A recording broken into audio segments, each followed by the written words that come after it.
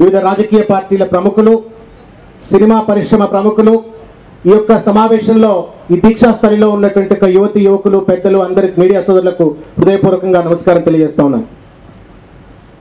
ప్రజాస్వామ్య వ్యవస్థ 65-66 సంవత్సరాల స్వతంత్ర భారతదేశంలో కుక్కలు చింపిన విస్తరిగా మారిపోయిన తరుణంలో దాన్ని కాపాడుకోవాలా అని చెప్పని ఈరోజు సురాజ్య దీక్ష చేపట్టినటువంటి జయప్రకాష్ నారాయణ గారికి, తర్వాత మిగతా పెద్దలందరికీ కూడా హృదయపూర్వకంగా నేను శిరస్సు వంచి నమస్కారం తెలియజేస్తా ఉన్నాను. కూర్చొని ఉంటాడు 2-3 రోజులుగా, తిండి లేకుండా తిప్పలు లేకుండా సురాజ్యం కోసం దీక్ష చేస్తున్నారు. కాబట్టి అందుకే దిగాడేమో అని చెప్పని నేను రాజకీయాల్లో దిగినప్పుడు నేను అట్లాగే అనుకున్నాను. ఎందుకంటే నేను before I got in to the politics I was working for Satyam computers as one of the head of the HRs of a business unit. Chiranjeevi గారు సామాజిక న్యాయం, మార్పు అని చెప్పని పెద్ద ఎత్తున ప్రజా పార్టీ పెట్టినప్పుడు నేను కూడా నా యొక్క పెద్ద ఉద్యోగాన్ని, కష్టపడి ఆ స్థాయికి పోయిన ఉద్యోగాన్ని రాజీనామా చేసేసి నేను వారి యొక్క ఉద్యమంలో భాగం అని చెప్పని, సామాజిక న్యాయం కోసం అని చెప్పని నేను కూడా వచ్చేసాను. జరిగిన పరిణామాలు ఏమైనా కానివ్వండి. కానీ ఈ 5 సంవత్సరాల కాలంలో నేను నేర్చుకుంది ఏందా అంటే, రాజకీయం అంటే మహాత్మా గాంధీ ఒక మాట చెప్పినాడట, రాజకీయం అంటే పేదవాడి సేవ కోసమే రాజకీయం అంటే.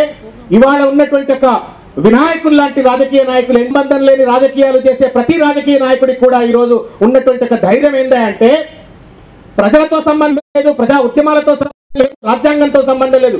కానీ ఎన్నికలు వచ్చినప్పుడు మాకు ఎలక్షన్ మేనేజ్మెంట్ తెలుసు, పోల్ మేనేజ్మెంట్ తెలుసు, నోట్లు పెట్టి ఓట్లు కొనుక్కోవచ్చు, చేపలకు గాలాలేసి ఎట్లయితే ప్రజలను బట్టి ఓట్లు పట్టుకోవచ్చు, అట్లా మేము ఓట్లు పట్టుకోవచ్చు అనేటువంటి ఒక ధీమాతోటి, ధైర్యంతో ఈరోజు రాజకీయ వ్యవస్థ అంతా కూడా ఛిద్రమైపోయి భ్రష్టు పట్టించిన ఒక పరిస్థితి మనం చూస్తా ఉన్నాం.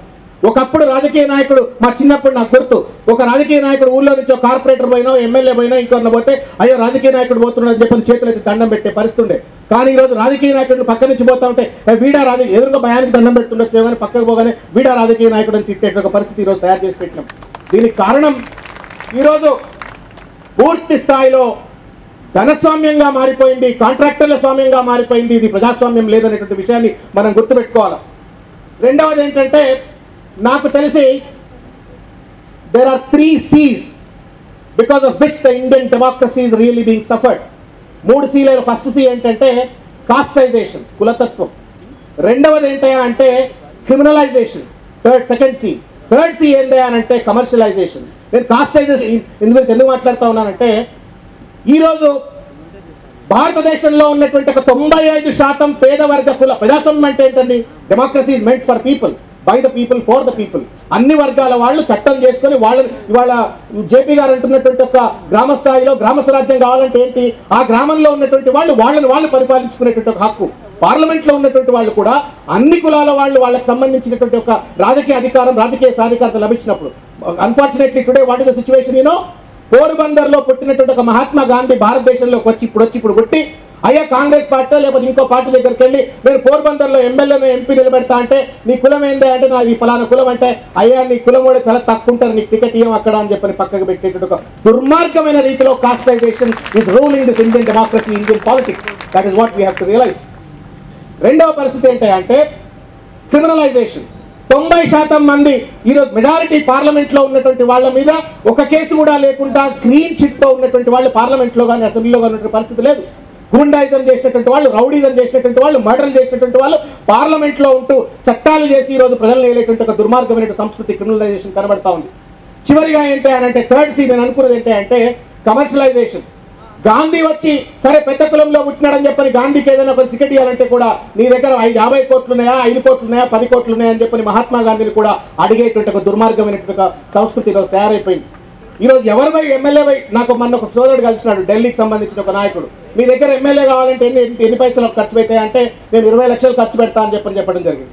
గుజరాత్లో అంటే ఇప్పుడు జరుగుతున్న ఎన్నికల్లో ఒక ఎమ్మెల్యే కావడానికి ఎన్ని లక్షలు ఖర్చు పెడతారంటే 15 నుంచి 20 లక్షలు ఖర్చు పెడతారని చెప్పని. ఆంధ్రప్రదేశ్లో అట్లా లేదు. 50 కోట్లుంటే ఎంపీ అవుతాడు, 5 కోట్లుంటే తక్కువ కాకుండా ఎమ్మెల్యే అయ్యేటువంటి ఒక దుర్మార్గమైన పరిస్థితి ఈరోజు ఏర్పడింది.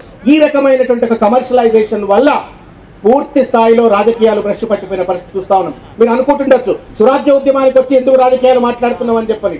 ఒక టీచర్, ఒక స్కూల్లో ఒక మంచి టీచర్ లేకపోతే ఆ స్కూల్ నాశనం అయిపోతుంది.